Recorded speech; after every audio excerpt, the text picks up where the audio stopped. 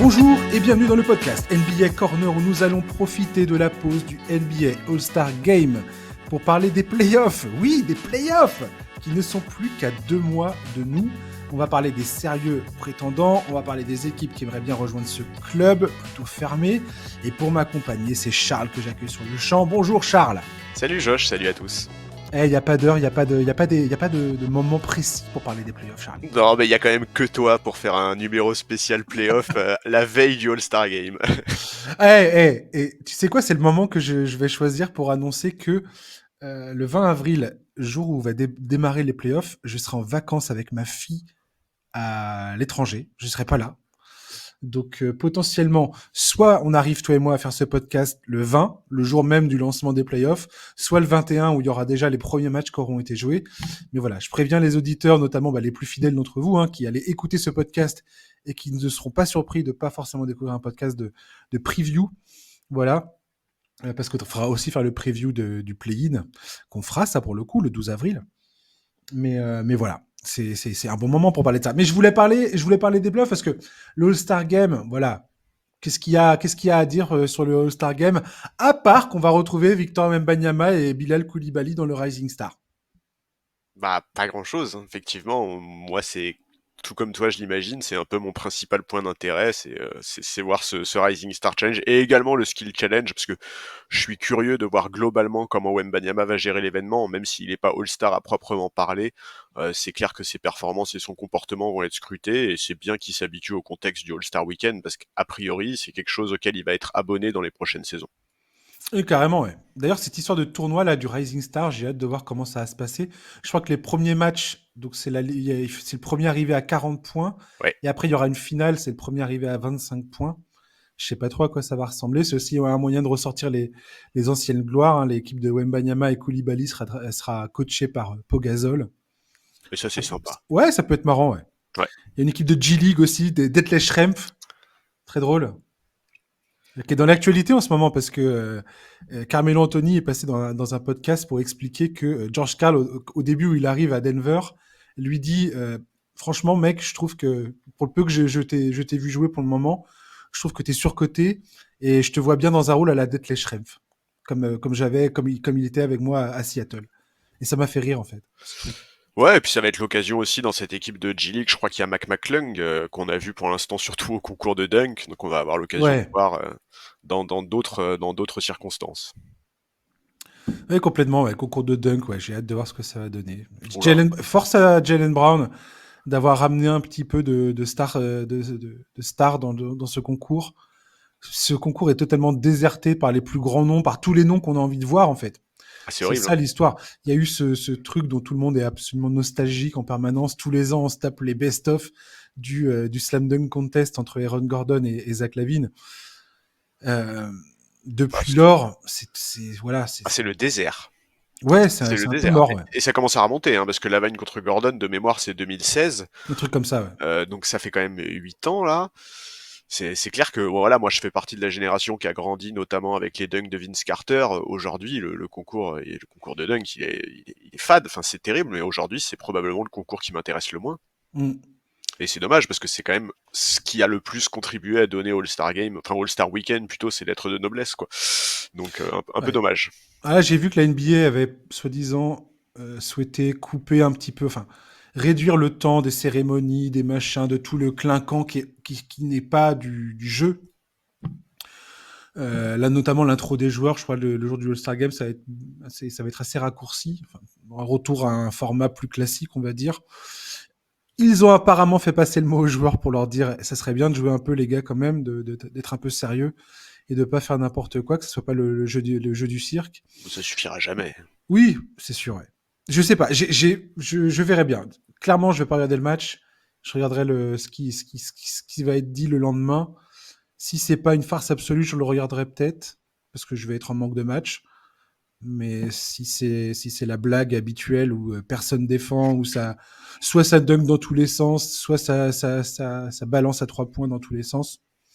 Dans les deux cas, ça va pas m'intéresser, quoi. Je comprends et je suis un peu du même avis que toi. Ouais. Dans l'actualité, je voulais aussi parler avec toi de l'espèce de rumeur de transfert qu'on a eu là. Comme quoi, c'est Ramona Shelburne, la journaliste d'ESPN, qui a sorti qu'il y avait eu des discussions de transfert de LeBron James à Golden State, que finalement LeBron James avait refusé. On lui a demandé, on lui a posé la question, et il aurait dit non. Je sais pas ce que t'en penses de ce truc-là. Je me demande pourquoi ça sort. Je me demande à quoi ça sert de sortir cette info. Bon, Et ça sort parce que qui sort cette info, qui est en plus incomplète puisque on n'a jamais eu les contreparties de ce qu'aurait donné Golden State dans le cas où ils auraient fait venir LeBron James. Donc bon, je sais pas. Tout ça me paraît très inutile comme conversation. bon, j'ai du mal à imaginer que ça ne sorte pas de Clutch Sport parce que dans le détail de l'histoire, on a quand même le fait que Draymond Green envoie un message à Rich Paul Qui est son agent et et la voilà, et associé en plus de LeBron James. Parce que tout à fait. Donc bon, si c'est pas Clutch Sport qui fait fuiter l'info, je me demande ça d'où ils le savent, à moins que ce soit Draymond qui ait été le raconter. Mais bon, écoute, c'est la NBA, hein, il faut bien meubler, il faut bien meubler et créer de l'actualité quand il y en a un peu moins. Bon, c'est pas quelque chose qui m'intéresse beaucoup. En fait, tant que ça n'arrive pas, c'est pas très intéressant. Après, les Warriors, ils sont dans leur rôle. C'est un peu comme quand ils avaient fait venir Kevin Durant. S'il y a une opportunité, ils ont raison de tenter le coup. Ensuite, effectivement, que ça sorte quelques jours après, je vois pas bien l'intérêt. ouais, en même temps, la différence, c'est qu'à l'époque de Kevin Durant, tout le monde était au parfum.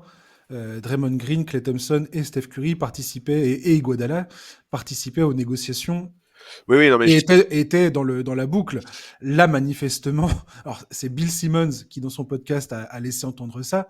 Il dit potentiellement, ça pourrait être les Lakers qui sortent l'info pour d'une dire que LeBron James ne part pas, euh, qu'il souhaite rester à Los Angeles, bien que il joue les pas contents, mais qu'il a pas vraiment envie de partir de LA, euh, et que c'était aussi peut-être une stratégie des Lakers pour un peu secouer le bateau Warriors pour créer une espèce de questionnement chez certains joueurs en se disant putain ils étaient prêts à me virer quoi.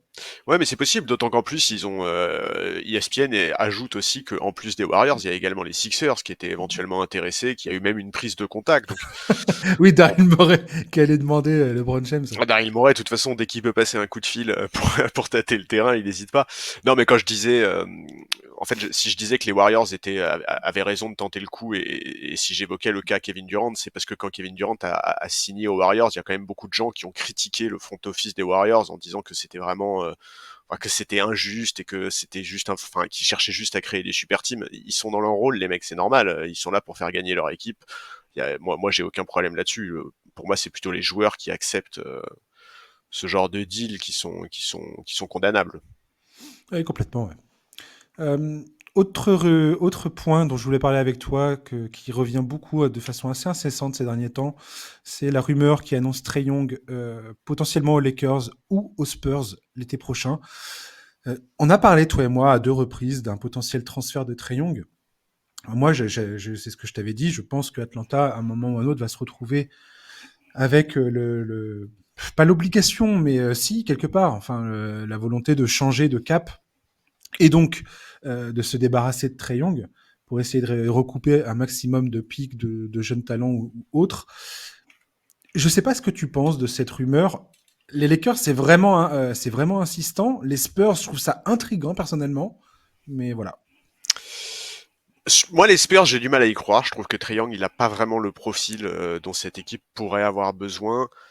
Lakers, ça m'étonnerait beaucoup moins. Maintenant, écoute, moi jusqu'à très récemment, j'y croyais pas du tout. Je pensais que Trae Young allait rester à Atlanta, mais c'est vrai qu'en disant ça, moi je m'attendais forcément à ce que Dejounte Murray soit transféré, soit tradé là Mhm. à la trade deadline. Finalement, ça n'a pas eu lieu. Donc, est-ce que c'est parce qu'Atlanta préfère attendre pour trader Dejounte Murray, ou est-ce que finalement ils se disent que miser sur Dejounte Murray, ça peut être intelligent? C'est très compliqué de lire aujourd'hui quelle est la stratégie des Hawks.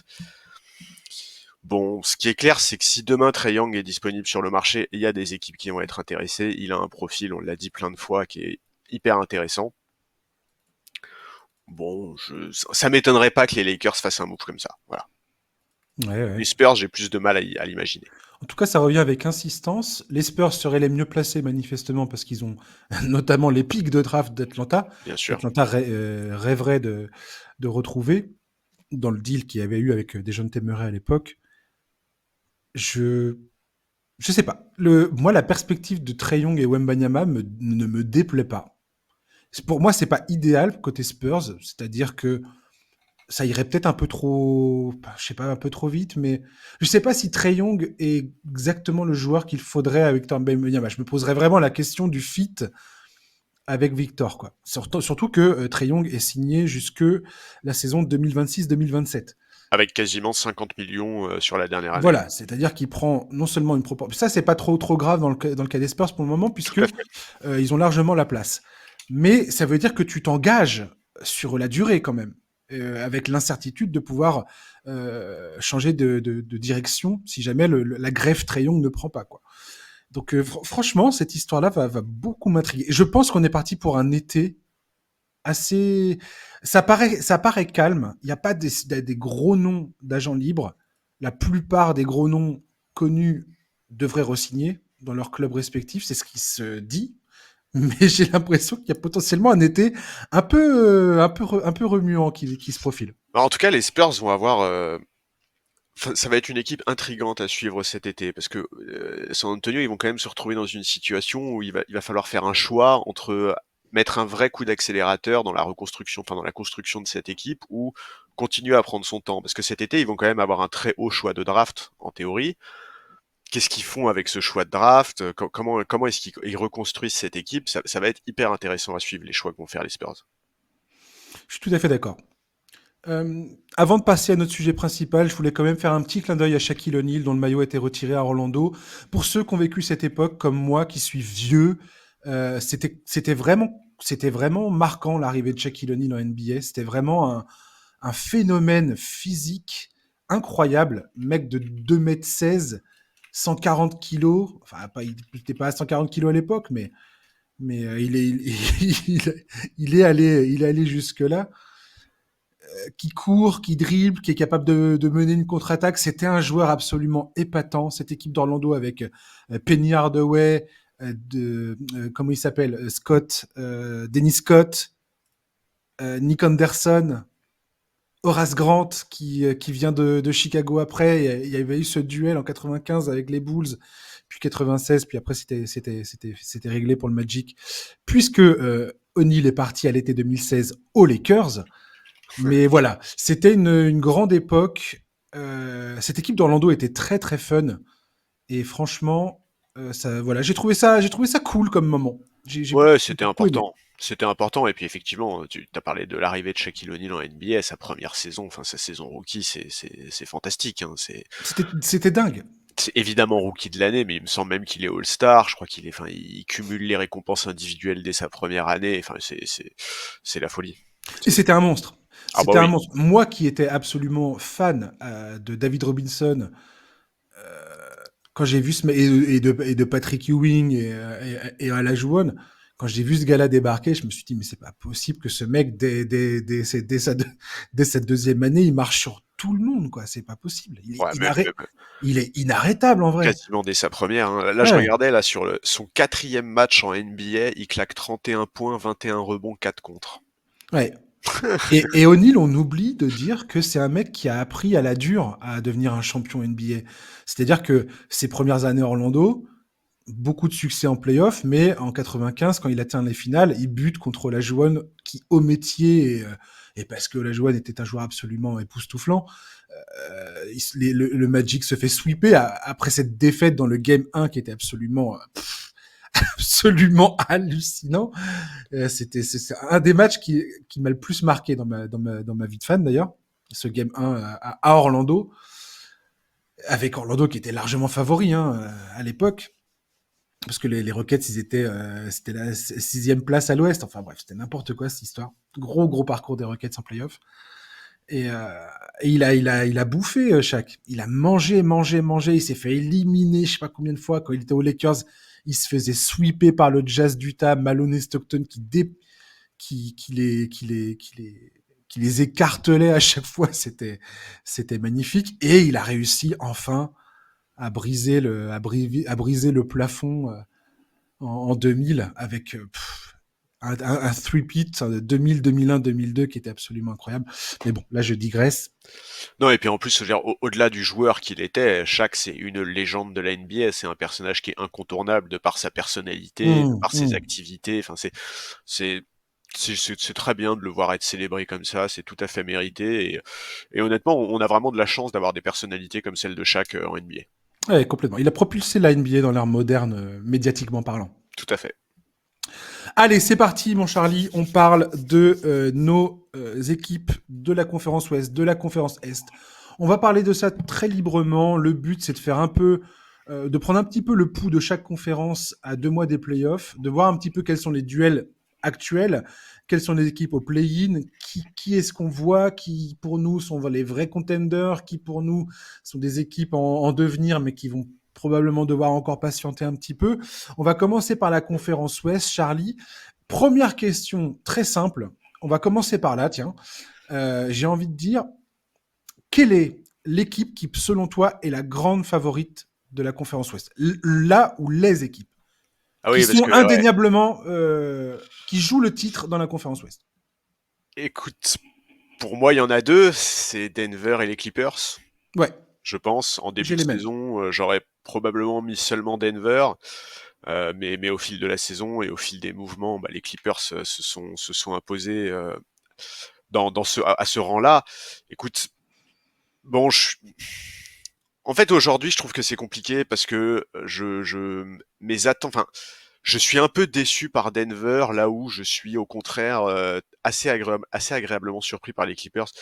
Denver, depuis le début de l'année 2024, c'est pas incroyable, hein, assez loin de là. Il me semble que juste sur l'échantillon 2024, je crois qu'ils sont 16e meilleure attaque de la ligue, 15e Hmm. défense. Enfin, c'est vraiment du milieu de tableau. Alors, en termes de résultats, il n'y a pas d'urgence du tout, hein. Sur l'année, ils sont à 13 victoires, 8 défaites.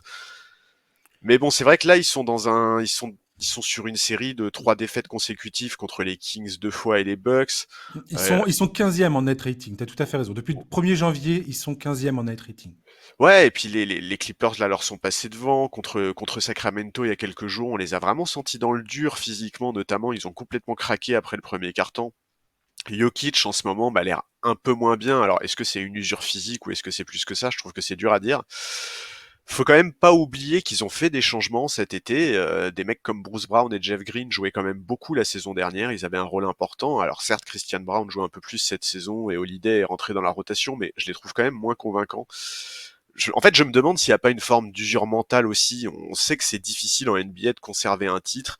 Ça a été un peu banalisé par les Warriors dans les années 2010, mais c'est une équipe qui était hors norme. Et mine de rien, depuis 2018, donc depuis le dernier titre avec Kevin Durant, aucune équipe n'est parvenue ni à conserver le titre, ni même à enchaîner 2 finales consécutives depuis 2019. Donc, je mets quand même Denver parmi les grands favoris, mais je suis un peu inquiet. Alors, si je peux me permettre de parler de Denver, euh, je comprends ton inquiétude. Moi-même, je suis pas toujours rassuré quand je les vois se prendre des gifles comme ça. C'est clair que c'est un peu, ça peut être un peu inquiétant comme ça au premier abord. Maintenant, je pense que depuis le début de saison, je me force à ne pas surréagir aux résultats des Nuggets. Pourquoi? Parce que je pense qu'il y a une fatigue mentale déjà de cette équipe Bien sûr. qui a commencé, qui plus est, dans la saison avec Jamal Murray blessé. Très rapidement. Il a manqué énormément, il a manqué quasiment tout le début de la saison très très vite. Ils ont pareil eu plein de petites blessures ces derniers temps. Là, Jamal Murray est blessé, enfin on n'est pas au mieux physiquement. Il a été malade. Kentavious Caldwell-Pope pareil, il est soit absent, soit il joue pas beaucoup. Euh, Jokic, je suis tout à fait d'accord avec toi. On sent aussi chez lui une certaine usure mentale et physique, je pense, après 3 saisons Monstrueuse. où il est absolument époustouflant et où on lui demande de porter une charge euh, mentale et physique absolument surhumaine. Clairement, hein, quand tu vois les performances qu'il avait, alors que il y avait ni Jamal Murray et ou Michael Porter Jr., donc c'était un peu compliqué. Caldwell Pope était pas encore là, Aaron Gordon était arrivé entre temps, mais bref, tout ça pour dire que cette équipe peut inquiéter et je le comprends tout à fait. Maintenant, quand tu regardes un petit peu les chiffres un peu plus concrets, on peut dire ouais le banc avant il était un peu mieux avec Bruce Brown et Jeff Green. Et ben, je regardais le banc. Il y a notamment l'éclosion de Peyton Watson, qui est excessivement importante du côté des Nuggets, parce que c'est souvent lui qui termine désormais les rencontres, comme faisait Bruce Brown à l'époque l'an dernier. Et, euh, et en fait, le banc des Nuggets, bizarrement, est meilleur cette saison que l'an dernier, tu vois, en termes de production. Donc, c'est pas top, hein, ils sont au fond du classement, mais ils sont moins au fond du classement qu'ils l'étaient l'an dernier. Ouais, et puis il y a une Et différence d'expérience, tu vois. Par exemple, oui, entre alors, un Bruce Brown et un Peyton Watson. c'est ça. Alors, on verra bien ce que ça va donner en playoff. Les Nuggets, effectivement, leur banc est tellement jeune. Alors, Christian Brown, tu me diras, il a fait un match en finale. Et quel match il a fait. Donc, quelque part, je pense il est vacciné, tu vois. Mais on verra bien à quoi ça ressemblera. C'est peut-être le plus gros point d'interrogation concernant les Nuggets. Mais quand je vois le net rating du 5 majeur des Nuggets quand ça joue à pleine balle, quand Jokic est sur le terrain, quand je vois le net rating de cette équipe, toutes les 100 possessions, il est excellent. Quoi qu'on en. De n'importe quel côté où on prend cette histoire, quand Jokic est sur le terrain, cette équipe est élite, de toute façon. Bien Et sûr. c'est ça la force de Jokic, en fait. Jokic, au-delà de son talent individuel, c'est surtout sa capacité à faire jouer tous les autres. Et on sait bien qu'en playoff, les rotations diminuent, se réduisent, et qu'il y aura beaucoup plus Jokic sur le terrain, que Michael Malone va probablement se servir d'Aaron Gordon comme un backup five, plus que DeAndre Jordan.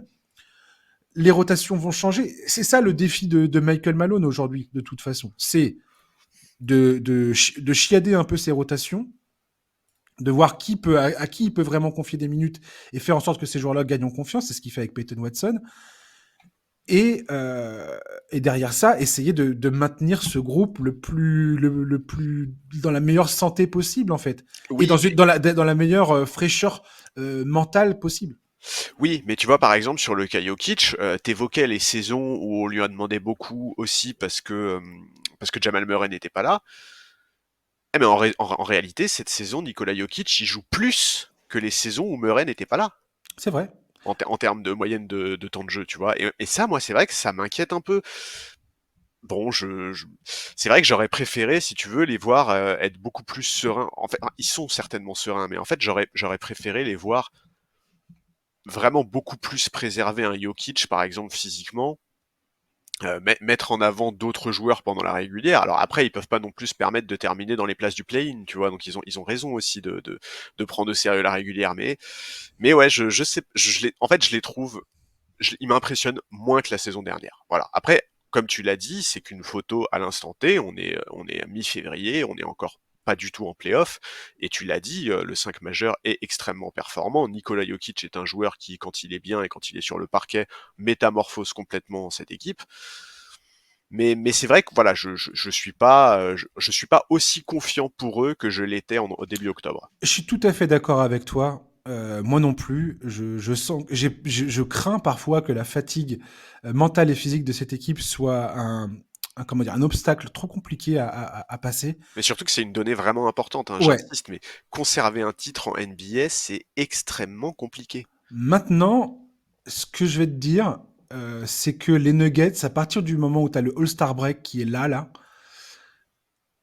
je jugerais. Je pense que à la sortie du All-Star Game, à la reprise de la dernière ligne droite avant les playoffs, là, je vais commencer à avoir un œil beaucoup plus critique concernant les Nuggets. Parce Je que là, comprends. ils sont quatrième de la conférence Ouest. Ils sont potentiellement contre les Suns. Et c'est pas forcément un super match-up pour eux. Bah non, C'est pas le pire match-up parce que j'arrête pas de le dire, les Suns sont petits et ils ont personne pour défendre sur Jokic, non mais absolument personne. t'as aucune envie de jouer Kevin Durant, Devin Booker et Bradley Beal au Mais premier tour des voilà, playoffs, t'as aucune c'est envie. un trio qui, sur un coup de chaud, peut te sortir largement. Bien sûr, c'est un trio qui peut battre absolument tout le monde sur un bon soir. Surtout si tu commences cette série, par exemple, sur la pointe des pieds, quoi. C'est pas idéal. Maintenant, j'ai absolument confiance dans le fait que les Nuggets, une fois que les playoffs débuteront, ils vont montrer un tout autre visage. J'en suis persuadé. Il y a plein voilà, de chiffres qui montrent que Quand ils veulent défendre, c'est une défense élite. Quand Oui, ils sont appliqués en attaque, c'est une attaque élite. Ils ont tous les éléments en main pour défendre leur titre. C'est ça que je dis. je suis d'accord, mais il faut pas attendre les playoffs. Parce que là, tu vois, par exemple, on évoque un Hmm. possible premier tour entre Denver et Phoenix. Il n'y a pas une grosse marge entre ces deux équipes-là. Et si les deux équipes, là, Phoenix, ils sont sur une série de 2 victoires, globalement, ça se passe pas trop mal en ce moment. Tu vois, s'il y a une petite inversion et que c'est Phoenix qui a l'avantage du terrain au premier tour face à Denver, c'est chiant. C'est chiant. Quelles sont pour toi les qualités de Phoenix dans un éventuel duel face aux Nuggets? Quels sont les meilleurs atouts pour Phoenix? Bah, les meilleurs atouts, c'est le star system, c'est la capacité à scorer, c'est Hmm. principalement ça, c'est évident en fait. C'est cette idée que en fait, tu sais jamais à quoi t'attendre du côté des Suns. Est-ce que tu vas avoir un Devin Booker game et dans ce cas-là, tu peux pas défendre de la même manière que si t'as un Kevin Durant game? Est-ce que Bradley Beal est là? Comment ça s'organise? C'est trop compliqué aujourd'hui. Sincèrement, préparer une série face à Phoenix, c'est de la migraine. Oui, complètement, ouais. J'entends bien. Moi, Après, j'aimerais bien voir Denver remonter sur le podium, pour être franc. Ça me rassurerait, tu vois. oui, moi aussi, mais effectivement, là, aujourd'hui, dans la perspective d'un duel 4-5 face aux Suns, on sait très bien que déjà, il y a un passif entre ces deux clubs depuis quelques temps maintenant. Oui, Euh, Ils s'apprécient pas forcément, mais je vois mal les Suns parvenir à supplanter leur déficit à l'intérieur. Nurkic est en passe de jouer le plus de matchs en carrière depuis la saison, laisse-moi regarder, 2018-2019, où il a joué 72 matchs. Depuis lors, le plus de matchs qu'il a joué dans une saison, c'est 56 en 2021-2022. Là, il a joué 52 matchs pour l'instant. Je veux dire, les Suns, l'espoir des Suns face à Denver repose quasiment intégralement sur ce type, quoi. C'est pas la recrue de Thaddeus Young qui va changer quoi que ce soit au fait que cette équipe est petite à l'intérieur ouais, et que quand tu dois te taper une raquette Jokic et Aaron Gordon, c'est c'est pénible. compliqué. Et si soit tu vas te retrouver avec Kevin Durant qui va défendre sur Jokic, ce que tu n'as pas du tout envie d'avoir. On sait très bien que Nurkic, il sait pas défendre sur Nikola Jokic et qu'il va sûrement avoir des problèmes de faute au bout de 5 minutes dans le match, dans la plupart des rencontres. On sait très bien que la puissance physique d'Aaron Gordon pose un problème aux joueurs des Suns. Il y a plein de questions Après, Aaron, de ce type. Après, effectivement, comme tu l'as dit, la puissance offensive des Suns, c'est de voir Bradley Beal, Devin Booker et Kevin Durant assommer les Nuggets sous un déluge de paniers, un déluge offensif, où les Nuggets se retrouvent KO debout et se disent mais on peut absolument pas matcher cette production offensive. oui, et puis Aaron Gordon, cette saison, il a un peu plus de mal que la saison dernière. La saison dernière, il Complètement. avait été incroyable, bah, notamment en playoff, hein. C'est vrai que pour le moment, on a un peu de peine à retrouver ce Aaron Gordon-là. Il fait partie des joueurs du côté des Nuggets qui doit absolument euh, répondre présent au moment, enfin dans la dernière partie de saison. C'est ça. Et effectivement, là, pour l'instant, il a pas les stats qu'il faut. Mais encore une fois, j'ai l'impression qu'ils sont en mode croisière, les Nuggets, depuis le début de C'est tout saison. à fait possible. Et effectivement, si on retrouve un Aaron Gordon proche de son niveau de la saison dernière en playoff, je serais beaucoup moins inquiet pour la campagne de playoff des Nuggets, ça c'est sûr. Hmm. Les Suns, est-ce que tu penses que enfin, qu'est-ce que tu penses de leur capacité J'en à pense se rien. débrouiller en playoff? J'en pense rien. Franchement, je sais pas. Alors là, vraiment, je suis désolé de te répondre ça, hein, mais Non, non, non, mais elle est j'a- illisible, cette équipe, elle déjà. est illisible, Il cette y a équipe. quasiment jamais eu de cette équipe sur le terrain. Donc, Mais oui, et en fait, c'est ça, c'est que c'est ce qui est assez insupportable avec cette équipe, c'est on n'a pas on a très peu de concret sur lequel se baser pour analyser leurs chances en playoff. Et c'est aussi pour ça que moi j'attends, pareil, c'est ce qu'on évoquait pour Denver, j'attends vraiment de voir quelle fin de saison ils vont produire, parce que à un moment, quand tu passes la mi-février, tu peux plus parler de potentiel. Tu vois. Tu peux plus hmm. dire cette équipe potentiellement elle va. Ça suffit de ça. On s'en fout en fait de potentiellement elle va. On sait très bien comment ça fonctionne les playoffs. On a besoin d'avoir du concret. On a besoin d'avoir des certitudes sur lesquelles se reposer. Et pour l'instant, côté Suns, on n'a aucune certitude. Alors si on a des certitudes, on sait que Booker et Durant sont deux des plus grands malades offensifs de cette ligue, qui sont capables de mettre 45 points sur à peu près n'importe qui, mais ça suffit pas aujourd'hui pour être ambitieux en playoff, ça ne suffit pas. Hmm. Donc aujourd'hui, je suis vraiment, j'arrive pas à me projeter sur cette équipe de Phoenix, je comprends pas quel est leur plafond, je comprends pas quel est leur plancher. Je comprends même pas en fait comment ils vont arriver en playoff, tu vois, dans quel état sera Bradley Beal, est-ce qu'il va jouer tous les playoffs? Je trouve que c'est trop dur, vraiment, j'arrive pas à me projeter. Pour moi, Et elle tu est, peux pas faire plus dark horse que quoi. ah ouais, elle est difficile à jauger cette équipe. Et je maintiens, coûte que coûte, que cette équipe est petite, Oui, manque de taille. Et aujourd'hui, quand tu dois te coltiner voilà, potentiellement les Nuggets au premier tour et ou les Wolves, des équipes comme ça, c'est un peu compliqué. Quoi. On va passer aux Clippers, qui est ton autre favori, qui est aussi mon autre favori dans la conférence Ouest.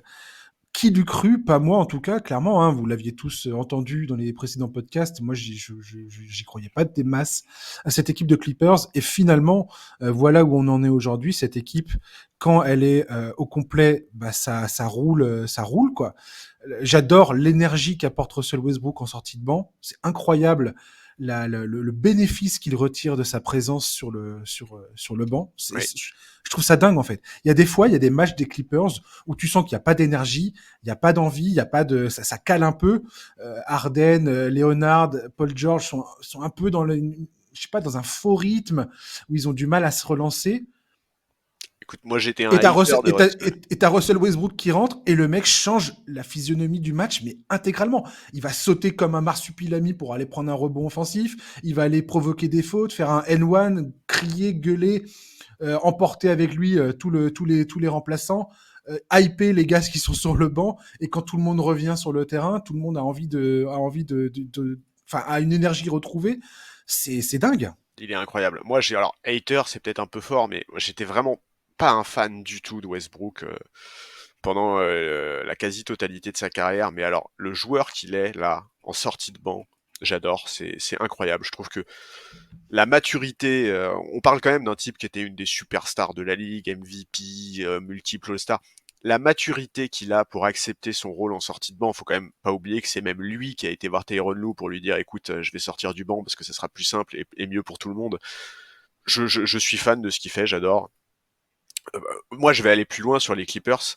Je vais prendre un petit risque. Pour moi, aujourd'hui, c'est quasiment les favoris numéro un pour le titre avec une équipe de la conférence Est dont on parlera plus tard. Et pour une raison très simple qui tient en deux mots, c'est Kawhi Leonard. J'ai l'impression qu'on est en train de retrouver le Ouais. très grand Kawhi, celui qui fait peur à tout le monde, qui est capable de battre tout le monde, qui a déjà battu tout le monde en fait.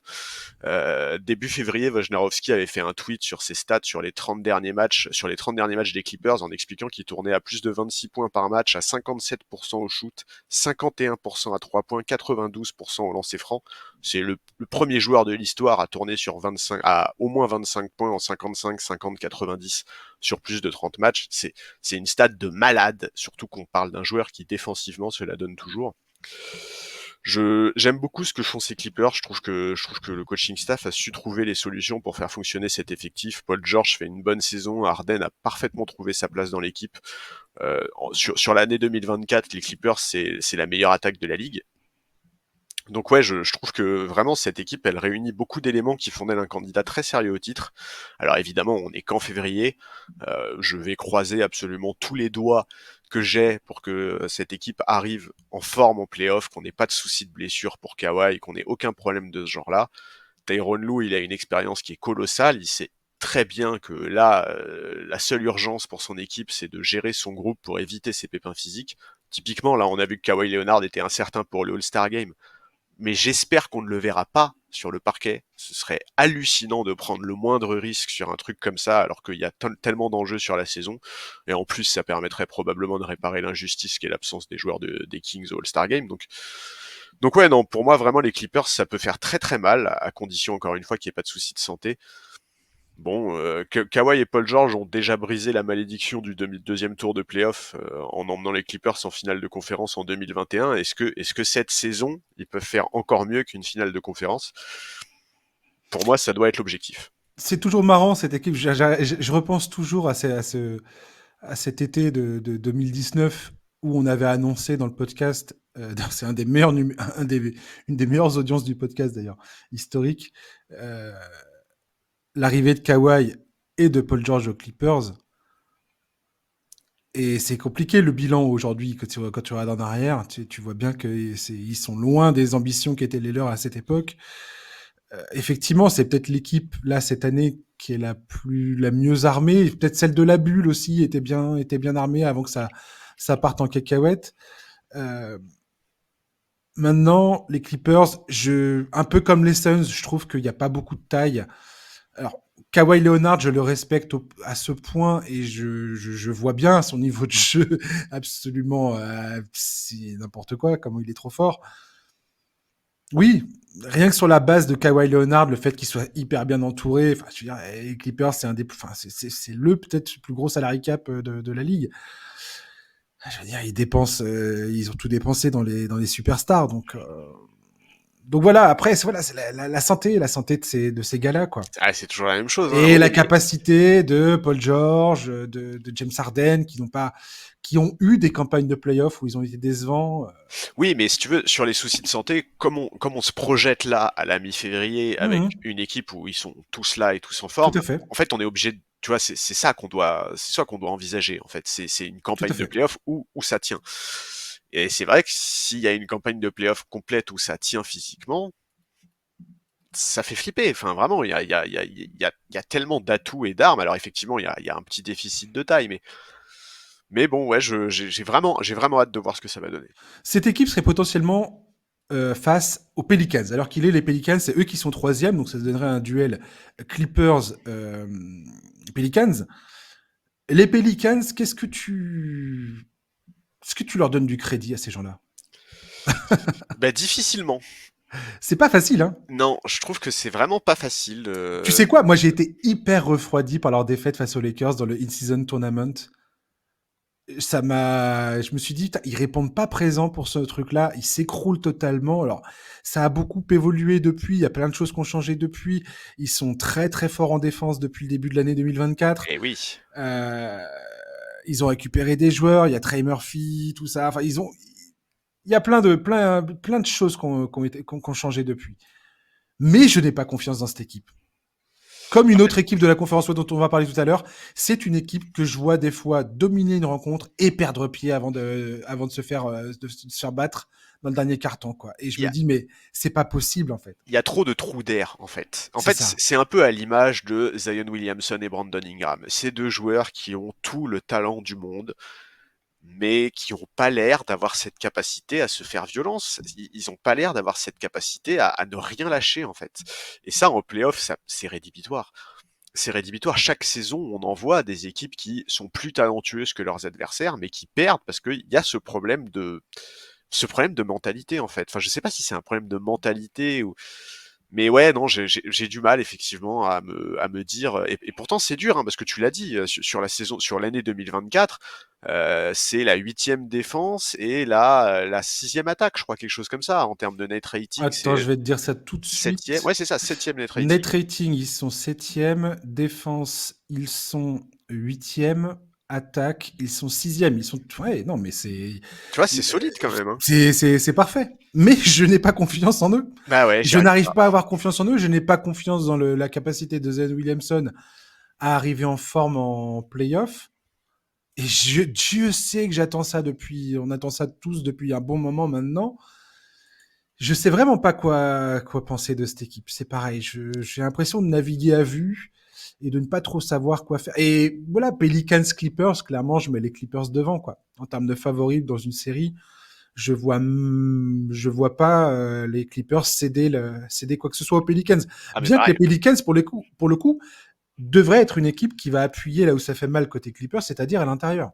Oui, oui, non mais c'est ça, c'est que en fait quand tu regardes les chiffres, enfin ce qu'on dit peut paraître très étonnant parce que, enfin, tu vois, c'est pas une équipe qui est très dépendante de son adresse extérieure, par exemple. C'est une équipe qui effectivement est censée avoir pas mal de cordes à son arc en réalité. Mais ouais, j'ai trop de doutes.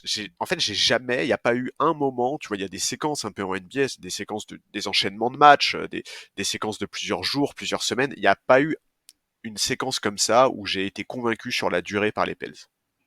Exactement, ouais. J'ai même eu plus de moments où je me suis dit, c'est sympa, mais il y a des trucs qui me chiffonnent quand même à chaque fois, quoi. Ouais, je suis d'accord. En fait, j'ai même été. Il y a des séquences où des équipes qui sont derrière eux au classement m'ont plus convaincu, tu vois. Ouais. Avant de parler des top teams, j'aimerais parler maintenant du play-in, côté conférence Ouest. Pour l'instant, le play-in, on aurait un duel Dallas-Sacramento et Lakers-Warriors. C'est l'enfer. C'est l'enfer. Qui tu vois sortir de cette histoire? Mais c'est une question horrible, c'est trop dur. Alors, j'ai quand même, ouais, Il entre. faut qu'on trouve les opposants aux Thunder et aux Wolves. Mais sans parler, on va parler peut-être des Thunder et des Wolves si tu veux. On en parle de façon Mon pre- individuelle.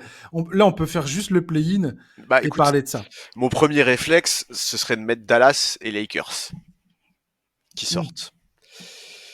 Et en même temps, tu vois, je te dis ça, ça veut dire que je parie contre Curry, par exemple, ce qui est quand même quelque chose qui est difficile à faire ces dernières années en NBA, et surtout quand on voit son niveau de jeu. Bah Mais après, les ouais, Warriors auraient encore une. Ah bah non, ils auraient pas encore une chance. non, bah non, Bah non, parce que en l'état, non, non, non. celui qui perd le match entre le 9 et le 10 est éliminé. Et tout à fait, il C'est est ça. out. Donc, C'est que. ouais, mon premier réflexe, effectivement, ce serait de dire Dallas Lakers. Ouais. Et disons que je trouve que c'est les équipes qui réunissent le plus d'ingrédients pour sortir. Il y a de l'expérience, il y a de la capacité à bien défendre, à bien scorer. Enfin, à bien défendre, faut le dire vite, mais Attends, Charlie, je peux rappeler un truc vite fait quand même, bien sûr. que juste que 2 secondes, hein. Juste que les Suns, les Pelicans, les Mavericks et les Kings, tous leur classement se joue dans un mouchoir de poche, hein. Évidemment. Non, mais c'est ça. Dans 3 matchs plus tard, ce qu'on est en train de dire ne vaut plus rien. On Mais soit bien bien sûr. d'accord. On est là pour s'amuser. Vas-y, Charlie, je te laisse continuer. Non, mais tu as tout à fait raison de le rappeler. Typiquement, entre les Pels et les Mavs qui sont 6 et 7, il y a rien. Je crois qu'il y a un match d'écart, pas plus. Sur un coup de dé, là, sur le podcast, on aurait pu évoquer les Pels comme étant dans le play-in. Tout à fait. Et surtout les Mavs qui viennent avec l'arrivée de Daniel Gafford et comment il s'appelle PJ Washington. On voit bien qu'il y a un bon truc. Ils ont fait un bon coup à la deadline. Ah bah là, ils Donc, sont sur une série de 6 victoires. Mais en fait, tu vois, c'est aussi un peu ça le piège dans le podcast qu'on est en train de faire. C'est que là, les deux équipes que je te cite, c'est aussi deux équipes qui sont plutôt en forme en ce moment. Les Lakers, je crois ils sont sur une série de trois victoires également. ouais, Enfin, c'est ça, ouais. donc forcément, ça joue. On est forcément un peu otage du moment. Mais oui, oui, pour moi, Dallas sortira forcément du play-in. Je vois pas comment c'est possible autrement, à moins qu'il y ait un. Faudrait qu'ils perdent 2 fois, quoi. Ouais, enfin, tu vois, battre Luka Doncic 2 fois dans des matchs coup près, ça me semble compliqué. Et ce que tu es en train de me dire, c'est que les Lakers battent les Kings. Bah ouais. Bah Ça oui, ferait, oui. ça ferait un play-in. Le play-in est complètement, complètement. On est parti sur un play-in all-time, hein. Enfin, Ah ben alors là, oui, non mais sur c'est un ça. truc, c'est du jamais vu. C'est ça. C'est que là, La compétition va être folle. le play-in actuel à l'Ouest, il est infernal. Il est infernal. Ouais, moi, je partirais là-dessus, moi. Toi, tu verrais les Warriors, toi? Les Warriors qui sont sur une bonne dynamique en ce moment. Le retour de Draymond Green, qu'on aime ou pas ce gars-là, a clairement changé la donne, quoi. Euh, la, comment dire, la décision de Steve Kerr de le mettre au poste de pivot, de faire son front de cours, là, on en a déjà parlé l'autre fois, Kuminga, Wiggins, qui fonctionne trop bien. Podziemski, qui est absolument, il est juste génial, ce joueur. Oui, il est juste génial, Mais mais c'est un rookie, et donc, ouais. euh, donc voilà. Bon, il y a plein, je sais pas. Les Warriors et les Lakers, je sais pas quoi dire. Les Warriors, aujourd'hui, j'hésite à les. Je peux pas parier contre Steph Curry, mais je peux pas parier contre Luka Doncic non plus, tu vois. Et oui, par contre, tu peux parier contre les Browns, hein. Par contre, je vois plus les Lakers sortir, effectivement, ouais. Je En- vois plus les Lakers ne pas faire les playoffs. Pourquoi? Parce qu'ils ont les mêmes problèmes, quasiment pire que ce qu'ils avaient l'an dernier. C'est-à-dire qu'ils se font décimer sur les points en contre-attaque. Alors non, les points dans la raquette, non, pour le coup, non. Je crois que c'est quoi l'autre stat? Voilà, c'est les points inscrits par leurs adversaires. Euh, donc après un rebond offensif, ils sont en queue de la ligue, ils sont 28e. Les points inscrits sur les balles perdues, ils sont 22e. Il y a plein de petits indicateurs comme ça. Donc défense en contre-attaque, défense après un rebond offensif. Enfin, leur problème pour choper les rebonds défensifs, plutôt. On va plutôt dire ça comme ça. Et les pertes de balles et les points inscrits par leurs adversaires dans ce contexte-là, ça me pose problème. Oui, je comprends tout à fait ce que tu veux dire. Moi, je vais juste revenir, en fait, là où je mets les Lakers un peu devant les Warriors, c'est que je trouve que les role-players des Lakers ont beaucoup plus de certitude que ceux des Warriors en playoff. Je suis d'accord avec toi. Tu vois, par exemple, tu as cité Kuminga et Podziemski. Bah, Podziemski, évidemment, il a jamais foutu les pieds en playoff, c'est un rookie. Kuminga, en playoff, historiquement, je sais même pas s'il a déjà joué plus de 10 minutes en moyenne sur une campagne de playoff. Enfin, tu vois, je trouve que de ce point de vue-là, il y a quand même un peu plus de certitude côté Lakers. Et je vois bien Anthony Davis matraquer la raquette comme il l'a fait l'an dernier face aux Et Warriors voilà, et en demi-finale de conférence. l'autre chose, c'est que je trouve que en fait, les Warriors sont trop dépendants de Steph Curry. Mais complètement. Et Trop. puis, encore une fois, à l'intérieur, putain, j'arrête pas de dire, ouais, les Suns sont trop petits, euh, les, euh, comment dirais-je, les Clippers sont potentiellement trop petits, les Warriors sont trop petits. Oui. Et face à une équipe comme les Lakers, où t'as, je veux dire, Draymond Green, il peut pas défendre et sur LeBron James et sur Anthony Davis, c'est pas possible. Donc, à moins que Kuminga arrive à défendre sans faire de faute sur LeBron James ou Andrew Wiggins, c'est peut-être ça ce qui va changer pour Steve Kerr dans cette configuration cette saison. C'est qu'il a Kuminga qui est potentiellement opérationnel. Bah, pour moi, le gros facteur X, celui qui peut changer le play-in des Warriors, c'est Wiggins. Mais complètement. C'est De Wiggins qui toute peut façon, tout sans changer. Wiggins, il se passera rien côté Voilà, Warriors. exactement. Qu'on soit bien clair immédiatement. C'est quelque chose Sans de Wiggins, il se récurrent. passe rien. C'est quelque chose de récurrent depuis Bien sûr. des mois et des mois quand on évoque les Warriors. La clé aujourd'hui de cette équipe, c'est plus Klay Thompson, c'est Andrew Wiggins, c'est lui qui a beaucoup de choses entre les mains. C'est clair que s'il nous fait un play-in calibre playoff 2022, ah là, je changerais peut-être mon pronostic. Mais Ouais, pour le moment, je mets quand même les Lakers devant. l'espoir de revoir le Wiggins des playoffs 2022 et à pas remontrer le bout de son Eh nez, ouais, mais en fait, on est on en est obligé loin. d'avoir, oui, mais on est obligé Non, non, d'avoir mais ces bien sûr, mais espoirs-là, bon, tu vois. bien sûr. On est obligé Mais parce on que en est la loin. construction de cette équipe fait qu'aujourd'hui, c'est le role player le plus important. Tout à fait. Tout à fait. Et effectivement, moi, je donnerais... ouais. Ça me fait suer de parier contre les Kings, mais les Kings sont trop...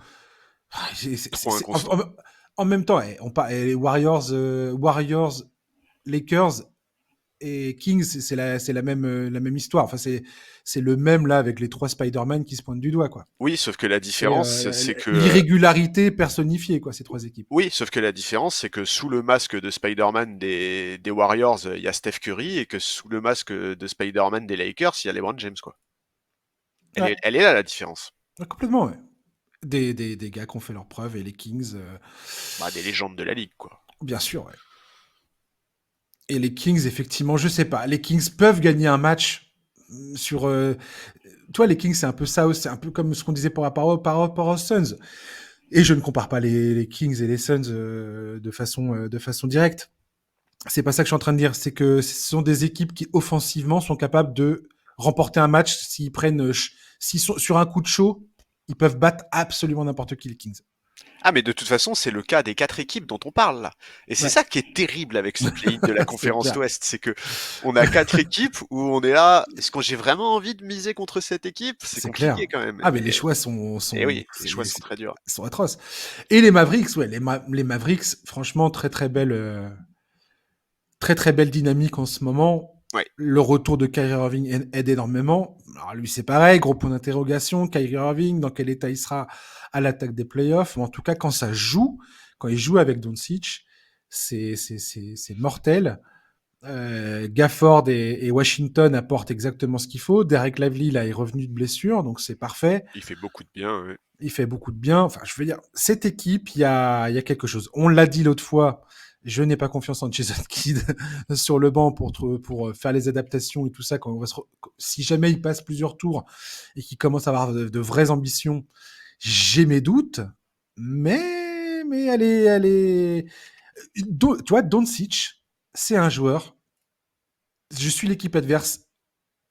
Je veux pas jouer contre ce gars-là, quoi. Bah non, tu Ah, je m'étonnes. suis, je suis l'équipe adverse. Je suis fan de l'équipe adverse, voilà. Je vais me remettre à ma place. Je suis fan de l'équipe adverse. Ce mec-là me file le trouillomètre à zéro, quoi. Ouais, je suis d'accord. Et les difficultés d'adaptation de Jason Kidd, bah, c'est un truc qui devrait pas être un trop gros problème au play-in parce que ça se joue en un match, quoi. Tu vois, t'as moins ce problème-là que tu as dans les séries après où tu dois t'adapter d'une rencontre à l'autre. Ouais, complètement. Complètement. Et je sais pas. Là, c'est pareil. Les Mavericks, va falloir voir. Entre Maxi Kleber, enfin, il y a tout un tas de joueurs qui sont susceptibles de se blesser et de pas être là en playoff.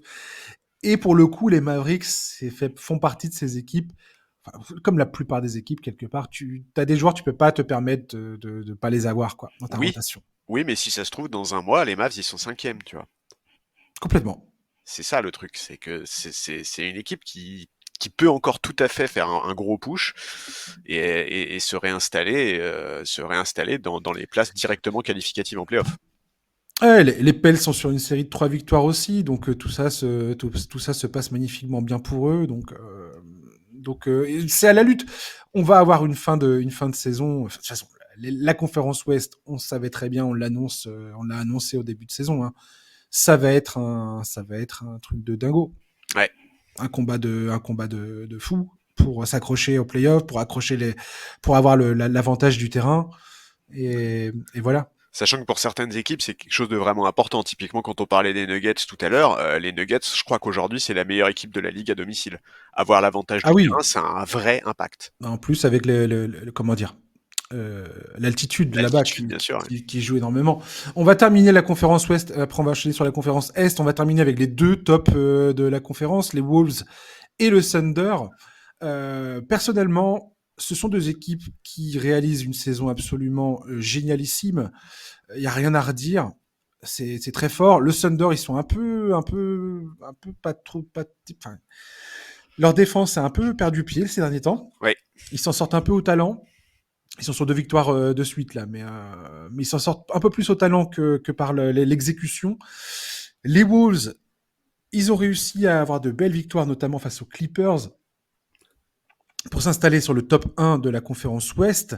Mais il y a eu plusieurs matchs ces derniers temps où ils avaient le lead et ils l'ont perdu de façon parfois un peu incompréhensible et inquiétante, certains diront.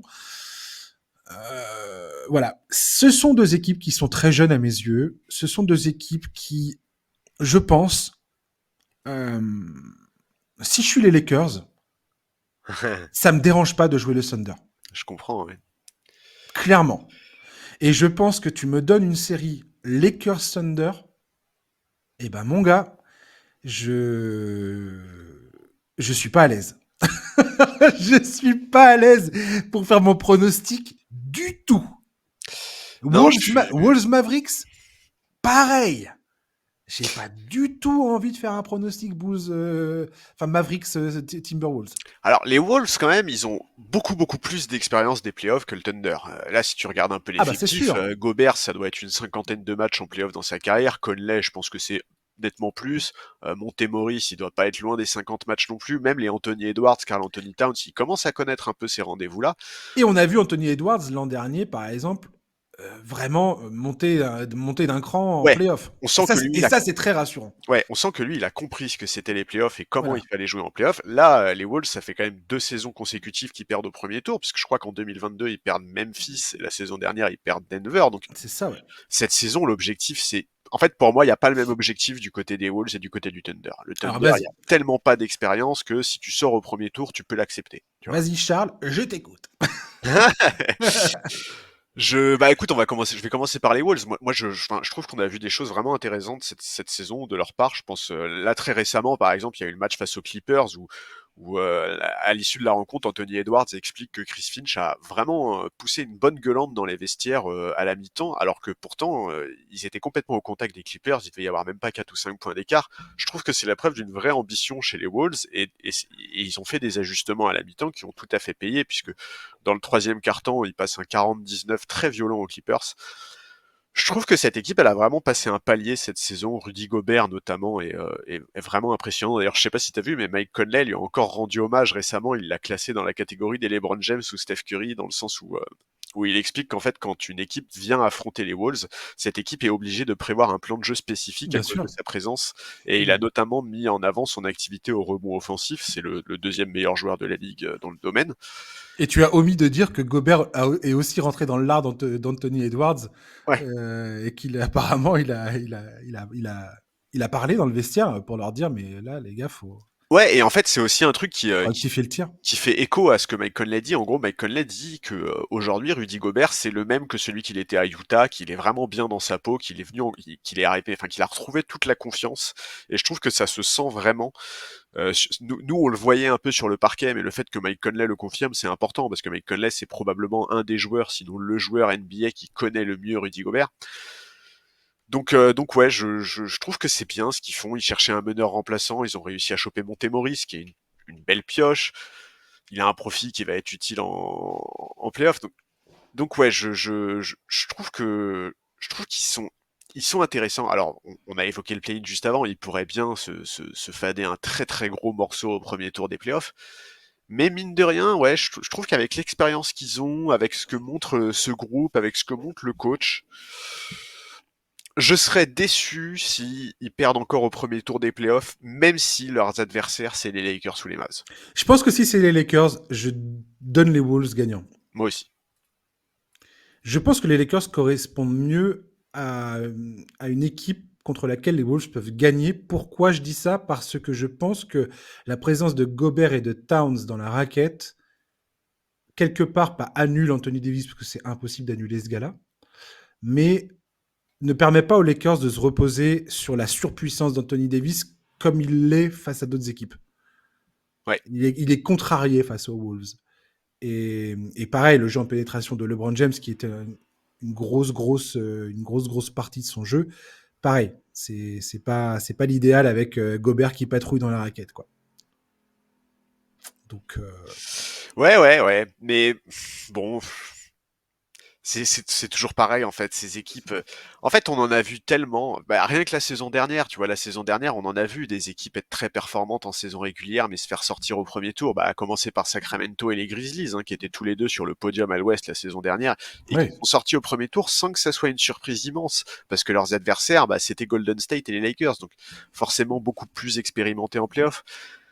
En fait, pour moi, aujourd'hui, parce qu'on va passer au Thunder qu'on doit évoquer aussi, parce que eux aussi font une saison qui est hallucinante, même si tu l'as dit, c'est un peu moins bien récemment. Il faut quand même pas oublier une donnée qui est extrêmement importante. En début de saison, le Thunder, c'était la deuxième plus jeune équipe de la ligue.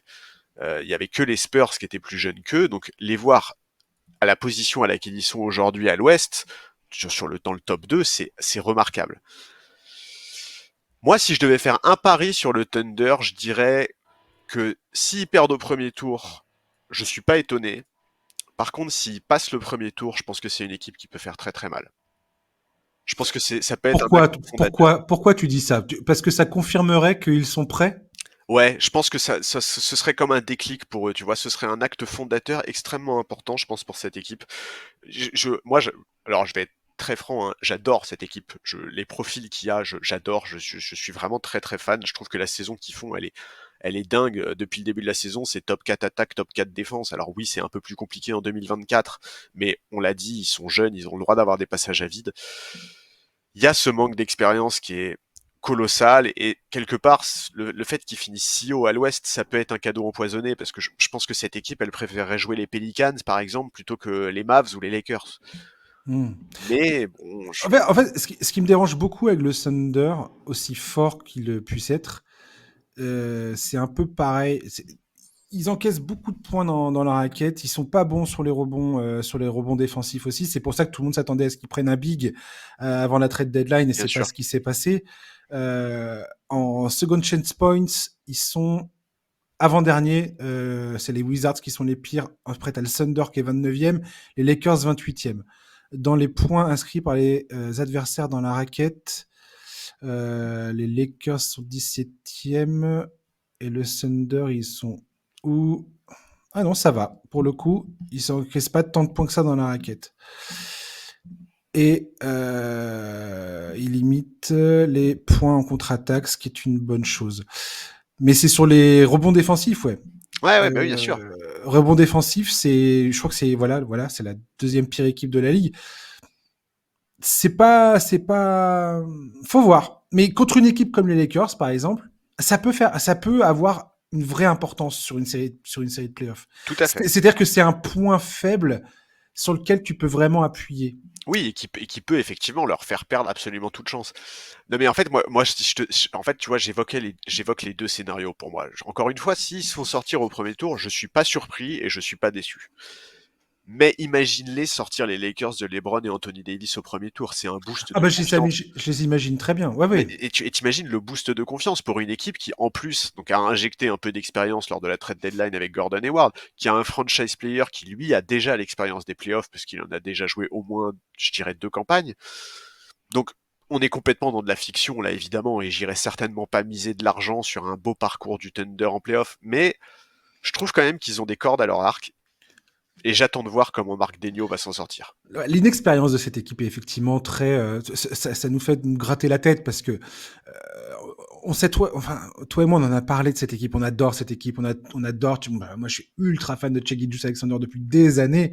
On sait très bien que ce mec-là est voilà il sera All NBA First Team sans aucune discussion possible. Oui, et c'est pas un fait de taille, quoi. Potentiellement MVP si c'est pas non plus hors de question aujourd'hui, pas du tout même. S'il fait partie des clairs favoris pour moi, en tout cas à mes yeux, c'est clairement ça.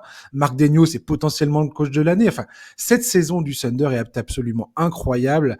Jalen Williams est un joueur absolument génial. Chet Holmgren fait une saison de rookie époustouflante. Il y a de la profondeur. Ils ont ramené Gordon Hayward. On verra ce qu'il apportera, mais ça fait du métier. Pouah, c'est dur. C'est C'est dur, dur hein. le Thunder, mais c'est une équipe. Si demain elle sort au premier tour, je suis pas surpris. Mais non. Je suis pas en train de me dire oh mon dieu quelle incroyable surprise de voir le Thunder sortir. Non, pas du tout. Et C'est comme tu l'as dit, c'est une des équipes les plus jeunes de toute la ligue. Ils sont largement en avance sur le calendrier. ah mais c'est clair, et tu vois, tu parlais de Marc Daigneault, qu'on adore tous les deux. Marc Daigneault, il va disputer ses premiers playoffs, et quand je dis ses premiers playoffs, il me semble, alors ça je me trompe peut-être, je vais vérifier, mais Il était assistant coach de Billy Donovan, donc je crois qu'il en a fait, eh il a non, je crois pas, parce qu'il a fait qu'une seule saison en tant qu'assistant coach de Billy Donovan, et il me semble que c'est une saison ah c'est la saison où ils font pas les playoffs. ouais, où le Thunder fait pas les playoffs, et avant ça, il est coach en G-League, il est assistant de Billy Ah Donovan, mais à yes. l'université, donc je pense que même en tant qu'assistant coach, il n'a jamais mis un pied en playoff, Marc Daigneault. J'ai absolument aucun doute sur le fait que ce gars-là va gérer quoi qu'il arrive. Alors là, Eh ben moi aussi, je suis c'est une persuadé de ça. tronche ce type, mais Ouais. c'est Ouais, hallucinant. et c'est incroyable ce qu'il fait avec cette équipe. Grave. On verra. En tout cas, ce sont deux équipes qui euh, sont au top de la conférence Ouest et ne sont pas pour moi les ultimes favoris de cette conférence malgré tout. Quoi. Ouais, bien sûr. C'est ce qu'on retiendra de ça, mais qui peuvent tout à fait. Mais j'ai quand même plus d'attentes pour les En Wolves fait, c'est que drôle. pour le Thunder. Ouais, ces deux équipes, elles pourraient rouler sur la conférence Ouest, ça m'étonnerait pas, et elles pourraient se faire éliminer au premier tour, ça m'étonnerait pas non plus. Mais exactement, tu vois. Et c'est pour ça que je te dis que pour moi, C'est le fou. premier tour peut déterminer énormément de choses pour Ouais. OKC, quoi. Après, encore une C'est fois, on les met dans le même panier que les Wolves, mais les Wolves, ils en sont déjà à 2 saisons consécutives à se faire sortir au premier tour. C'est une équipe qui a beaucoup plus d'expérience. Pour moi, je serais beaucoup plus déçu d'une élimination au premier tour des Wolves que d'une élimination au premier tour du Thunder. ouais. Je sais pas, on verra comment Carl Anthony Towns gère ses pertes de balles et ses prises de décision. Tu pouvais pas t'empêcher de cracher Non, un peu de venin, hein. j'ai hésité hein. Dans ma tête, je me suis dit, tu le dis ou tu le dis pas, tu le dis ou tu le dis pas, t'es méchant ou t'es pas méchant. Méchant. Il est méchant. Allez, conférence Ouest. Même question que pour tout à l'heure que pour la conférence Ouest. Quel est ton ou tes favoris dans cette conférence? Oh, Clairement. le favori, pour moi, il y en a qu'un, c'est Boston. Mhm. Ouais. C'est parmi les favoris désignés en début de saison, c'est eux les plus convaincants. Sur le papier, il y a tout pour aller au titre, en termes de bilan collectif, d'attaque, de défense, de profondeur d'effectifs depuis la trade deadline. Alors, j'ai toujours un tout petit bémol sur le coach parce qu'on n'a toujours pas de référence en playoff de la part de Mazzulla, mais ils réunissent quand même tous les ingrédients d'un favori au titre, et sauf souci de blessure, bah, j'ai du mal à voir ce qui pourrait enrayer la machine. Vraiment, ces 2 dernières saisons, ils sortent d'une finale NBA en 2022 et d'une finale de conférence en 2023. C'est quand même une belle régularité, même si évidemment la saison dernière, l'élimination face à Miami, c'est une déception. La déception c'est une déception absolument colossale, Oui, Charlie. mais la saison, enfin, bon, les playoffs de Miami la saison dernière, on va pas refaire l'histoire, mais qu'est-ce qui s'est passé? Oui, mais moi, c'est pas tant ce qui s'est passé du côté de Miami que ce que ça nous a montré du visage de Boston. Oui, mais ça, Et je suis je suis tout d'accord. à fait d'accord avec toi. Clairement, à la vue de la régulière, je veux dire, Boston, ils ont l'air de courir droit vers le titre, quoi. C'est dingue. Mais je continue de te dire, même en l'état actuel, tiens, tu regardes, je vais être gentil, je vais dire, Kristaps Porzingis garde sa bonne santé. Et waouh, la saison qu'il nous fait, Kristaps, Incroyable. son jeu en post-up, son efficacité, l'évolution qu'il a depuis son départ de Dallas à aujourd'hui est quand même assez hallucinante, quoi. Oui. Bravo à lui, faut quand même reconnaître quand un joueur parvient à pointer du doigt des points faibles et sur 2, 3 saisons parvient à les corriger. Et c'est exactement ce qu'a fait Porzingis dans son jeu. Et franchement, force à lui, c'est tout à fait respectable. Maintenant, ceci étant dit, les Celtics, moi, continuent à me caresser dans le mauvais sens du poil. J'ai pas envie de faire mon Charles Barkley, mais je trouve que c'est une équipe qui se repose beaucoup trop sur son adresse au tir, Oui, mais mi-distance et 3 points. C'est beaucoup trop conséquent leur scoring qui part là-dessus. Ils provoquent pas assez de fautes. Il y a, je sais pas, il y a des choses. Je non, pinaille non, non, alors pas du tout. complètement Eh ben, potentiellement, tu moi, vois. je trouve pas que tu pinailles justement, parce qu'en fait, Mais pour moi, il y a des 2, 3 trucs comme ça, des petits signes quand même. Et ben, ouais, ça me plaît pas. Ça me plaît pas de voir ça. ils ont effectivement, Point dans la raquette, excuse-moi, 2 secondes. ah, c'est pas de Point souci. dans la raquette Boston, 28e de la ligue aujourd'hui. Ouais. Donc, alors c'est une stat comme ça, pris à la volée. Non, mais c'est une Mais, stat qui est importante oui, et dans le si contexte des playoffs. on se plonge un peu, c'est pareil sur d'autres statistiques les concernant, je sais pas. Tout a l'air absolument parfait et en même temps, je me pose quand même des questions, quoi. En fait, moi, la question, bah, mais ça rejoint ma question sur Mazzula. En fait, donc tu l'as dit, effectivement, c'est une équipe qui est, c'est l'équipe qui shoot le plus à 3 points de la ligue avec quasiment 43 tentatives par match. C'est une équipe qui a des pourcentages qui sont extrêmement propres et c'est aussi pour ça qu'ils se reposent beaucoup là-dessus. Sur le papier, il y a quand même de la polyvalence dans cette équipe. Il y a beaucoup de joueurs qui sont capables de prendre feu. Il y a beaucoup de joueurs qui sont capables d'apporter, de donner de la variation au jeu. Derrick White est phénoménal. On parle tellement peu de ce Complètement. joueur par rapport à la saison qu'il fait. Ça défend bien, ça fait pas beaucoup de fautes. Mais Mais c'est ce que tu as effectivement, dit tout à l'heure, Charlie, la profondeur de cette équipe est absolument hallucinante. mais T'as bien vu le sûr. 5 majeur qu'ils ont, mais Non c'est mais c'est n'importe dingue. quoi. Mais par contre, effectivement, pour moi, la vraie interrogation, c'est Mazzula. En fait, on sait très bien qu'en Mhm. playoff, ce qui fait la différence entre les très bonnes équipes et les champions, c'est la capacité à s'ajuster, à s'adapter à l'adversaire. Quand on parlait du nombre de tirs extérieurs qu'ils prennent par match, comment ça se passe si sur une série ils sont bien défendus à l'extérieur, que les shoots ne rentrent pas? Est-ce que Mazzula va savoir s'adapter, limiter les tirs extérieurs, aller chercher des lancers? C'est quand même quelque chose qu'ils font pas toujours. Est-ce que cette saison, en fait, ils sont pas trop dans le confort? Est-ce qu'ils sauront se faire violence si c'est compliqué en playoff? Et là, moi, je vais revenir sur un truc qui m'a énormément déplu, même si je peux le comprendre. Il n'y a plus Marcus Smart aujourd'hui dans cette équipe.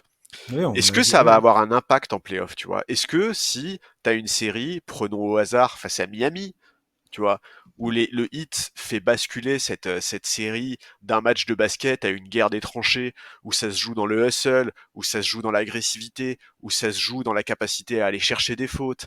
Est-ce que cette équipe-là, elle a les armes pour répondre? En théorie, peut-être. Mais est-ce qu'il va pas manquer le mec, le Marcus Smart, qui était un peu le gardien du temple de cette franchise, qui avait la capacité à réveiller le groupe, à rassembler les joueurs, à pousser la bonne gueulante au bon moment?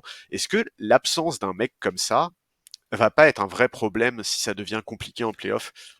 C'est exactement ce qu'on avait dit, toi et moi, au moment où le deal avait été fait. Bah ouais. Où Marcus Smart faisait ses valises pour quitter Boston. En fait, aujourd'hui, s'il y a une équipe qui sort ces Celtics-là de leur zone de confort, comment est-ce qu'ils réagissent? C'est ça la question pour moi. Moi, très simplement, ça va peut-être paraître voilà, un résumé extrêmement simpliste de la situation concernant Boston, mais comme je dis tout à l'heure, pour moi, tous les voyants sont ouverts, à part quelques petits points voilà, où on en est là à pinailler sur des détails qui peuvent avoir leur importance. Hein. Il suffit d'un adversaire qui appuie. C'est comme ça les playoffs. Un adversaire qui appuie là où ça fait mal Bah ouais. et tu perds pied. Et c'est comme ça, et tu te fais battre et putain, t'y peux rien. Ouais, puis il y a des équipes Euh, vraiment physiques, hein, à l'Est. mais complètement, mais complètement. Mais au-delà de ça, ce que j'ai envie de voir plus que tout au monde du côté des Celtics, parce que c'est une équipe dans laquelle je crois, c'est une équipe qui que je pensais voir gagner en 2022, très clairement. Et Steph Curry et allait se sublimer comme quand tu regardes ça en arrière dans le rétroviseur, franchement tu te dis mais c'est incroyable qu'ils aient gagné cette série quoi. Franchement si c'est pas le témoignage De la grandeur. de la grandeur de Steph, je sais pas ce que c'est. Mais voilà, Jason Tatum, il va falloir que Jason Tatum devienne ce joueur en playoff. Il va falloir que Jason Tatum devienne ce joueur qui est capable de répondre présent au moment où il faut être présent, tu vois. Bah oui, et on sait que Tatum, c'est... Parce qu'il y a ça, en fait, il y a ça. En fait, moi, quand je regrette l'absence d'un Marcus Attends, Smart, juste 2 secondes. Juste ça. En fait, Tatum, il est à l'image de cette équipe des Celtics. oui. Un talent, une puissance incroyable que tu perçois quand tu regardes les matchs, que tu perçois, ça transperce ton écran, quoi. Et en même temps, il y a toujours un truc qui est là et je me dis, je sais pas pourquoi, il y a un truc qui manque, ce petit supplément qui va lui permettre de franchir le dernier obstacle. Oui, parce qu'en fait, on l'a vu souvent, mais c'est le... Moi, en fait, moi, il y a quand j'évoque Marcus Smart et le fait que justement, dans cette équipe-là, il avait ce profil d'être capable de répondre, de secouer tout le monde. Moi, il y a un match qui me marque, qui m'a marqué la saison dernière en playoff, c'est le match 6, il me semble, face à Philadelphie, où pendant 3 quarts temps, Tatum est un fantôme. Il C'était, rate tout, mais tout, tout, tout, c'était, tout, tout. ouais, je crois qu'il était à 1 sur 11 à un moment, Ouais, un truc comme ça, c'était n'importe et quoi. c'est Smart notamment qui tient cette équipe. Et en quatrième quart-temps, Tatum se réveille et il éclate Philadelphie. Mais vraiment, il les détruit. Ok, mais c'est pas comme ça suffit pas ça. En fait, si t'es le franchise player du favori numéro 1 pour le titre, tu peux pas faire ça. En fait, tu Oui, peux pas. et ils se sont fait cramer face à Miami parce qu'ils ils se sont laissés bousculer encore et encore. Enfin, ils s'étaient menés 3-0. Ouais. Et après, ils reviennent et tu dis, ah, ils vont faire l'histoire, c'est incroyable, la réaction d'orgueil est absolument magnifique, historique, c'est fou ce qu'on est en train de voir. Brah! Non mais Ils s'écroulent encore une fois et t'es là, bon, bah, c'est mort, quoi. c'était vraiment des playoffs de dingue à l'Est la saison dernière, hein. C'était dingue. C'est mort! Je sais pas, donc, ouais. Je sais pas, les Celtics, clairement, en fait, j'ai plus rien à dire sur Boston. À partir du moment où ils sont dominants, ils sont en tête de la ligue largement, ils défoncent tout le monde. Il n'y a pas de problème. La greffe de Porzingis, ça se passe bien. La régulière, elle est magnifique. Ok, cool. L'an dernier, je pensais exactement la même chose. Donc, Oui, c'est ça. Non mais il faut dire un truc, hein, c'est que si Boston cette année se fait encore sortir, par exemple, par Miami avec un Caleb Martin, deuxième meilleur marqueur de la série, c'est on va ça. péter les plombs. Non mais on va péter les plombs pour C'est de vrai. ça. C'est ça. En fait, il faut bien comprendre une chose, c'est qu'aujourd'hui, Boston, ils sont dans une situation financière où on est quasiment dans... Bah, en fait, il faut gagner le Tout à titre cette fait. année. Il Tout à faut fait. gagner le titre cette année, c'est un impératif. Ils vont devoir faire des choix évidents cet été. Ouais. ou Wick Grousbeck, le proprio, accepte de passer à la caisse, quoi. Mais bon, Mais ce serait quand même plus simple de gagner le titre cet été, quoi. ouais. Euh, Troisième et sixième, on a potentiellement un duel entre Milwaukee et les Pacers. On va accélérer un petit peu la marche parce que ça fait 1h15 maintenant qu'on y est. Euh, Milwaukee, Indiana, Milwaukee, 3-7, 3 victoires, 7 défaites depuis que Doc Rivers est arrivé. Ne rigole pas tout de suite. Euh... bon, je sais pas. C'est pas le bilan est décevant. J'ai l'impression qu'il y a quand même des petites modifications qui pointent dans le sens où peut-être que les Bucks vont pas, vont pas galérer.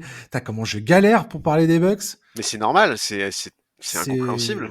Je sais plus quoi dire de cette équipe.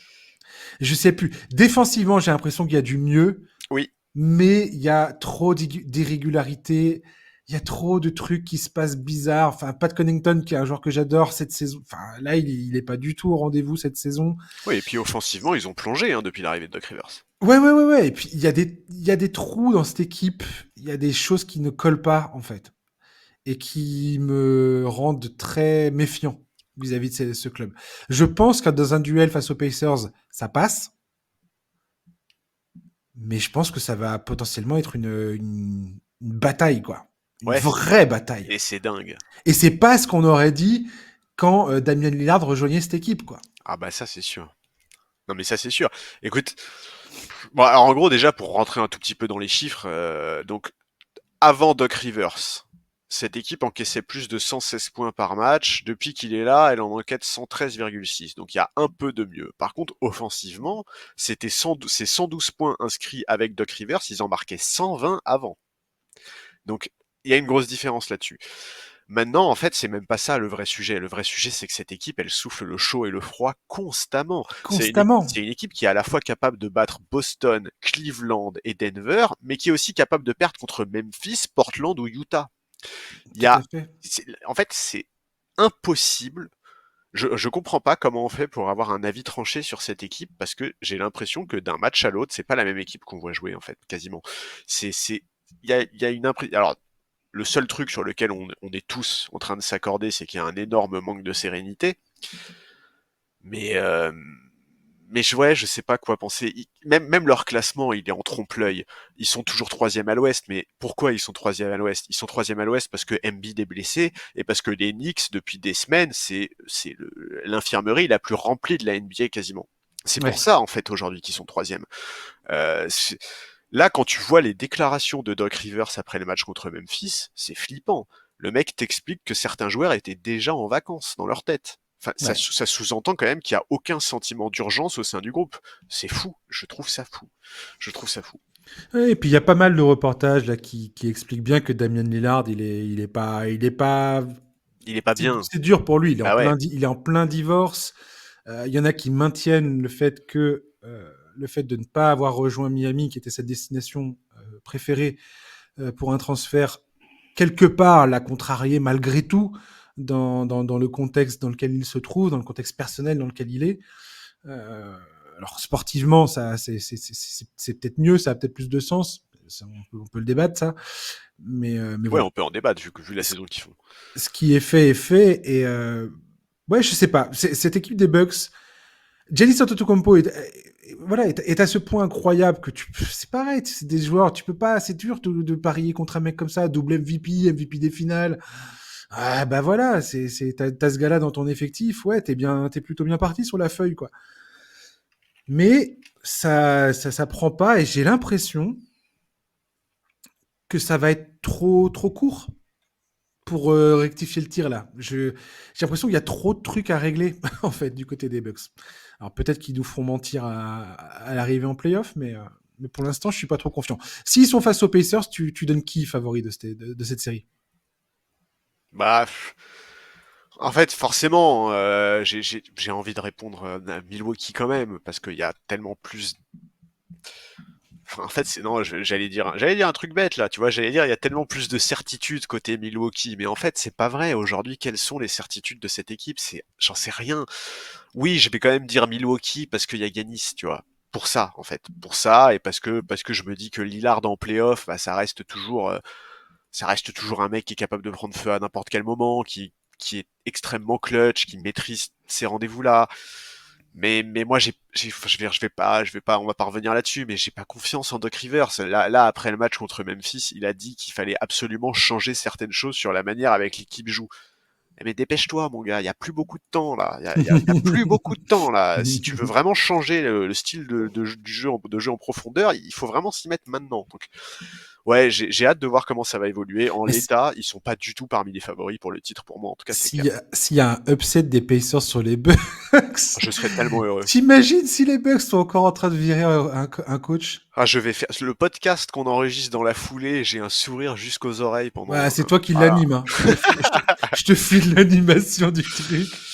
Mais bon, voilà, écoute, Ouais. ils ont pris Pat Beverley dans la volonté pour moi de provoquer une réaction dans ce groupe. On sait très bien que c'est une grande Ouais. gueule, que avec ses adversaires comme avec ses coéquipiers. Et d'ailleurs, on l'a tout de suite vu à l'œuvre sur le parquet et sur le banc. Il n'hésite pas à donner de la voix, à bouger ses partenaires, mais ça va pas suffire. Ça va pas Hmm. suffire.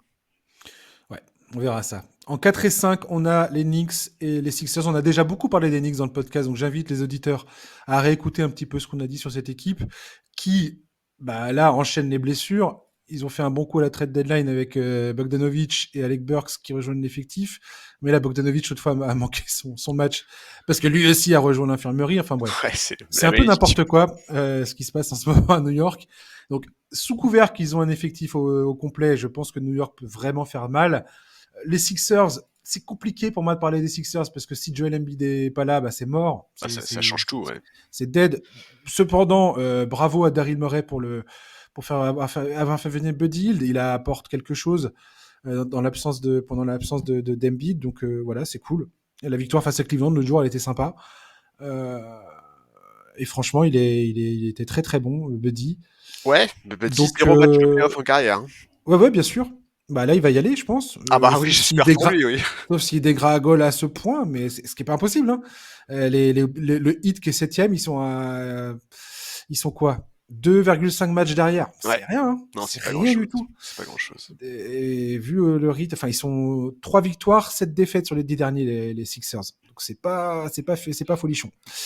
Donc on verra bien les Sixers, mais ouais, je sais pas. T'as envie de dire quelque chose sur les Knicks ou les Sixers? Enfin, les Knicks, comme j'ai dit, on en a déjà parlé beaucoup. Les Sixers, je sais pas. Écoute, la seule chose que j'espère, c'est qu'Embiid sera là, et je vais même te dire autre chose. J'espère aussi que Mitchell Robinson sera là pour les Knicks. Mais non, qu'est-ce que je sais pas. En fait, Philadelphie, c'est trop compliqué de se projeter. C'est deux équipes différentes avec ou sans Embiid. On est d'accord. C'est trop dur. Donc, Il n'y a plus aucune ambition si Embiid n'est pas là, je suis désolé. bah non. Même si Embiid revient à 50%, très franchement, hein, moi je vais être tout à fait clair avec tout le monde maintenant tout de suite. Je suis pour qu'Embiid ne revienne pas. Je veux pas que ce mec. Enfin, il faut bien comprendre que son retour peut causer des dommages sérieux, pas qu'en termes de blessures pour la saison ou les saisons à venir, Pour la suite de sa carrière. pour la suite de son existence. Ouais, bah Pour la écoute, suite de sa vie, on parle d'un mec qui mesure 2,15 m, qui pèse un certain poids et qui demain pourrait avoir un genou totalement ratatiné, puis pouvoir courir, marcher ou jouer avec son gosse. Enfin, je sais pas, enfin, il y a un moment, ça me semble un peu égoïste de vouloir dire ah tiens, vivement que j'espère qu'Embiid va revenir. Ouais, mais bon, pas aux dépens de sa santé directe, tu vois. non, ça c'est sûr. Après, Daryl Morey là, s'est exprimé très récemment. Il a dit qu'il était très optimiste quant au fait de voir le retour d'Embiid. Alors après, est-ce qu'il a dit ça? Est-ce que c'est de la méthode Coué ou un message, un message Moi, one tout ce man? que Je je sais veux, pas. c'est qu'on précipite pas le retour de ce mec-là, point barre. Qu'il revienne pas pour aller se faire, pour aller empirer les choses encore, quoi. Non, Tu je suis vois? d'accord. Je suis d'accord. Mais tu te rends compte qu'il y a quand même un monde, parce que là, les écarts sont vraiment pas très grands.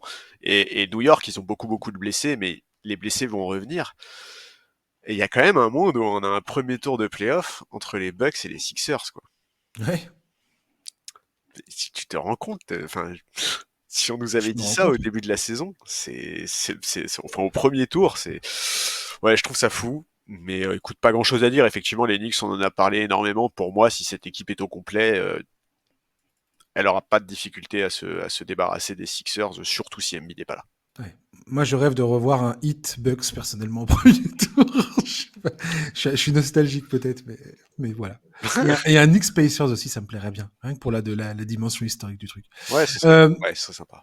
Avant de s'attaquer au play-in de la conférence Est, qui va être vite vu à mon sens, on va parler des Cleveland Cavaliers, qui est peut-être l'équipe la plus chaude de toute la conférence Est. Oh, de toute la ligue. Depuis une vingtaine de matchs, c'est absolument n'importe quoi. Alors pour moi, c'est les plus impressionnants de toute la ligue Ah, c'est fou. sur la période là. Ouais. Ah, c'est complètement fou. Alors, j'ai lu là un article comment il s'appelle, Howard Beck sur The Ringer qui dit que selon plusieurs patrons de franchises dans les deux conférences, tout le monde pense quasiment que Donovan Mitchell ne restera jamais de la vie à Cleveland, quoi. Ils ont l'air d'être unanimes. Et c'est pas la première fois qu'on entend parler de ça. Laissez-moi vous le dire. Cette news revient, mais de façon incessante. Bref. On verra ce que ça donnera à cet été, parce qu'il aura sa proposition d'extension, et s'il refuse, je crois qu'il est, il est contrat expirant, donc Il a une voilà. player option en 2025-2026. Oui, voilà. Sauf que s'il la prend pas, Oui, voilà, exactement. après, c'est est-ce que les Cavaliers jouent à la roulette russe ou pas, quoi. Exactement. C'est ça la question. Mais alors, franchement, cette équipe hallucinant. Depuis qu'on a dit que Donovan Mitchell n'était pas tout en haut de la ligue, cette équipe est transfigurée. Ouais, ouais, c'est moi, Et il y a, vraiment, il y c'est a, trop trop fort. il y a plein de trucs. Alors, après, il y a des trucs très faciles à expliquer. Le retour de Darius Garland et de Evan Mobley dans l'effectif qui ont été blessés pendant longtemps. Jarrett Allen qui a retrouvé de sa superbe son niveau All-Star, clairement. Il est essentiel dans ce qui se passe en ce moment. Euh, on voit bien que le recrutement, notamment de comment il s'appelle, le mec qui vient des Sixers, là, George Niang, Max Strus, le mec là, le gars qui est incroyable, Sam Merrill à 3 points là, c'est n'importe quoi ce qu'il nous a sorti comme match pendant la saison. Leur rookie, la Craig Porter Jr., génial. Euh, Enfin, je sais pas, cette équipe, elle est folle, quoi. Et j'ai l'impression que le fait qu'il y ait eu des blessures a forcé Bickerstaff à aller imaginer des rotations, Ouais, imaginer des combinaisons qu'il aurait peut-être probablement jamais tenté autrement. Et ils ont trouvé des réponses, ils ont trouvé un style de jeu. Il y a un côté un peu où tu sais pas trop à quoi t'attendre à chaque match, mais ça ouais, fonctionne du tonnerre, quoi. ouais. Et les retours de blessures ont pas du tout perturbé justement cette bonne Non, forme. bien Au sûr, contraire, ouais, les ouais, mecs se sont carrément. intégrés parfaitement. Écoute, c'est simple. Depuis début 2024, ils sont sur 18 victoires, 3 défaites. Les 3 défaites, c'est Toronto, Milwaukee et Philadelphie. Sur la période, ils ont la quatrième meilleure attaque de la ligue et la meilleure défense, donc devant les Wolves et les Knicks. C'est hyper solide. C'est une équipe qui perd. Alors j'ai vu passer la stat, mais je l'ai pas noté. Mais c'est une équipe qui perd très très peu de matchs quand elle mène après 3 quarts temps. Et en fait, quand on voit les chiffres, on comprend pourquoi. Défensivement, c'est du très haut niveau. Offensivement, ils ont beaucoup plus de capacité qu'une équipe comme les Wolves, par exemple, qui est également très brillante en défense. En 2024, ils ont 14,5 de net rating. Boston, qui est deuxième, n'a que 10,1. C'est dire la marge qu'il y a. Ouais. Et ouais, cette équipe, elle a du caractère, elle fait les choses de manière cohérente, elle répond collectivement aux problèmes qui lui sont posés, là où justement le reproche qu'on pouvait leur faire par le passé, c'est que les tentatives de réponse étaient parfois trop souvent individuelles. L'effectif là est à nouveau au complet. Moi, tu le sais, Evan Mobley, je suis un fan absolu de ce mec-là. Je trouve qu'il a une intelligence et une maturité dans ses lectures défensives qui est absolument dingue pour son Et âge. Enfin, puis, il a bossé sur son tir, le ouais, gars, quoi. Il est non mais revenu, tout d'un coup, il tire, il s'est shooté. T'étais là, regardez, what? regardez jouer Evan Evan? Mobley. Et après, dites-vous que le gars n'est que dans sa troisième saison NBA. Ouais, hey, Charlie, si Evan Mobley se paye un shoot, Oh, c'est pouf. en fait, ça change tout du côté de Cleveland. Ah oui, oui. Sa capacité à faire du spacing avec un tir extérieur fiable, ça change tout. Tout, Parce oui. que tu rajoutes à ça sa dimension défensive, mais c'est fou, c'est n'importe quoi. Ah, enfin, bref, moi j'adore. Garland est revenu à peu près dans le même timing. que Mobley. Et pareil, il a pas tardé du tout à retrouver ses marques après, je sais pas, je crois qu'il a loupé un mois et demi, quasiment un mois et demi, 2 mois. Donc ouais, en fait, Cleveland aujourd'hui, ils sont deuxième à l'Est et ils ont forcément un coup à jouer parce qu'on est tellement dans le flou au niveau des cadors dans la conférence Est, que ce soit les Bucks dont on sait pas quoi penser, on l'a dit, Philadelphie qui est complètement dans l'incertitude sur le dossier Embiid, New York, bah, sur le papier c'est solide mais ils sont plombés par les absences. Miami, personne n'a envie de se projeter sur Miami parce qu'on a bien retenu la leçon de la saison dernière, donc on va surtout rien dire. Bref, ouais, on a parfois eu la dent dure avec les Cavs et avec Donovan Mitchell, tu l'as dit, ils sont en train de nous prouver qu'on avait tort, mais ils sont en train de le faire en saison régulière. Et ça suffira pas. Nous, on veut les voir en playoff. La saison dernière, ils se sont fait un peu martyriser par New York au premier tour. Cette saison, au regard du niveau affiché depuis quelques semaines, cette équipe, elle doit avoir l'ambition de faire mieux. Elle doit avoir l'ambition d'atteindre au moins les demi-finales de conférence, voire mieux en fonction de l'état de la concurrence. Ouais. Non, mais complètement. En espérant éviter de se taper le 8 au premier tour, quoi. Complètement. Bah, pour l'instant, ça va pas être ça, logiquement, mais on verra. Si, ouais, si, carrément, peut-être, Bah ouais. ouais, Ouais, ça ouais. peut, Ah, ouais. mais si, mais carrément même. Oui, ça Carrément peut. l'histoire, en fait. Ouais, Sauf non, si ça les peut. Pacers descendent, quoi. Ça dépend. Le hit, c'est 6 victoires, 4 défaites sur les 10 derniers matchs. Ils sont sur une série de 2 victoires. Je sais pas. On verra. Non, on ne se projette pas sur Miami, s'il te plaît. Mais ouais, Cleveland, épatant. Épatant, cette équipe. Magnifique. Et j'ai très, très hâte de voir ce que ça va donner en playoff. Ouais. Et puis, bah, quant à l'avenir de Donovan Mitchell, on verra cet été. On verra cet été ce que ça donnera. On verra ce qu'il décidera. Et on verra si, bah, je sais pas, si jamais ils ont des résultats, qu'est-ce qui va se passer, quoi? Est-ce que c'est un crève-cœur pour Cleveland ou est-ce que le gars se convainc que c'est là qu'il faut qu'il continue, quoi? Parce que il est entouré de vrais talents. Ouais, et puis tu vois, même Cleveland, s'ils décident de pas prendre l'extension, mais que Cleveland a fait une demi-finale de conférence où, tu vois, ils ont été au match 7, ils se sont battus jusqu'au bout, est-ce que la franchise va pas se dire, Ouais, bon, ouais. bah, vas-y, on prend le risque de faire une saison de plus, et puis, Ouais, la forme sera importante aussi, ouais. ouais, ça va être, la fin de saison des Cavs, il y a des gros enjeux. On va terminer le podcast en parlant du play-in à l'Est. Pour moi, c'est vite vu. Je veux que le Heat et Orlando passent. Les Tout Bulls pareil. et les Hawks, partez en vacances. Merci, au revoir. C'était sympa de vous voir. Euh, voilà. Et très précisément, à choisir, je veux le Magic face aux Celtics au premier tour. Voilà. Le Heat peuvent jouer les Cavaliers ou les Pacers, je sais pas, j'en ai rien à péter, Ah non. je m'en fiche. Je veux un Orlando-Boston au premier tour. Ouais, bah écoute, moi je suis du même avis que toi sur l'identité des deux équipes qui vont sortir. Après, j'ai pas oublié que Chicago la saison dernière a pris un match dans le play-in en sortant Toronto, ce qu'on n'avait vraiment pas vu venir. Ouais, c'est vrai ça. Mais j'ose pas imaginer. Tu les vois jamais venir les Bulls. Bah non, tu m'étonnes. Non mais ils sont pas ridicules les Bulls. Ils sont franchement ça joue pas si mal que ça les Bulls. Ouais, mais La nouvelle rotation, enfin le fait que Zach Lavine ne soit plus là, ça leur a fait du bien. non, mais autant à l'Ouest, tu vois, je trouve que le Mais play-in est très homogène, autant à l'Est, je trouve que Miami et Orlando sont quand même une petite tête au-dessus, quoi. ouais, moi, Orlando, c'est mon coup de cœur, hein, clairement. Le Magic, c'est mon coup de cœur de la saison. Je sais pas combien de temps va pouvoir jouer Jonathan Isaac là. Mais je sais pas, il joue pas 15-20 minutes par match, un truc comme ça, mais il est en bonne santé sur la plus longue période, je crois que j'ai jamais vu jouer quasiment. Et ouais, il joue 15 minutes par match quasiment, 14,8. Mais ouais, j'ai envie de voir cette équipe, j'ai envie de voir Jalen Suggs, j'ai envie de voir Franz Wagner. Ce mec je suis fasciné par Franz Wagner. J'ai envie de voir tous ces gars-là en playoff et j'ai envie de les voir contre Boston. Magic Boston, elle peut être grandiose cette série. Je sais pas Ouais, pourquoi, je le sens trop bien. Je sens que ça va être une bataille de tranchées si c'est Orlando. c'est possible, hein. Ça va être chiant de s'en défaire. Ouais, Ça va être trop chiant de s'en sur défaire. le papier, Boston sera quand même très nettement favori, mais ils ont pas du tout intérêt à les prendre de haut, quoi. Ah, c'est Ça des c'est clair. chiens, le Ouais, Magic. ouais, C'est ouais, des ils lâcheront chiens. rien. Ils lâcheront rien du tout. Maintenant, J'adore cette bah, équipe. tu vois, on en revient toujours au même sujet, l'expérience en playoff. Et en l'occurrence, bah, Bien côté sûr. Magic, c'est compliqué de ce point de vue-là. C'est très compliqué de ce point Ah, de mais vue-là. ni aujourd'hui, ni demain, ni hier, je dis Orlando va battre Non, non, bien Boston. sûr, bien sûr. Mais